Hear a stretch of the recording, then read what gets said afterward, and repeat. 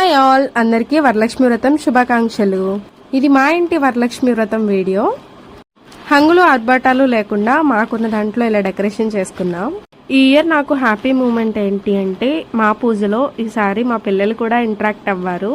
మా శశి ఆరతిస్తుంటే జోష్న గంట కొడుతుంది. చూడ్డానికైతే చాలా బాగా అనిపించింది నాకు. అంతే కదా, కాకి పిల్ల కాకికి ముద్దు అన్నట్టు మన పిల్లలు మనకి ఏం చేసినా ముద్దుగానే అనిపిస్తుంది. అలానే ఎక్కువ పొగడకూడదులండి.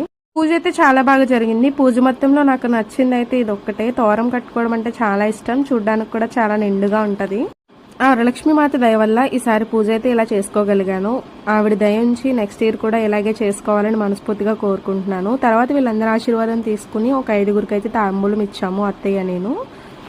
ఫెస్టివల్స్ అంటేనే ప్రసాదాలు కదా, మేమైతే సింపుల్ గా గార్లు, పాలతాలికలు, పులిహోర చేశారు. రోజు మా అమ్మ కూడా పూజ చేసుకుందంట. నా కోసం ప్రసాదం కింద బూర్లు అయితే పంపించారు. మా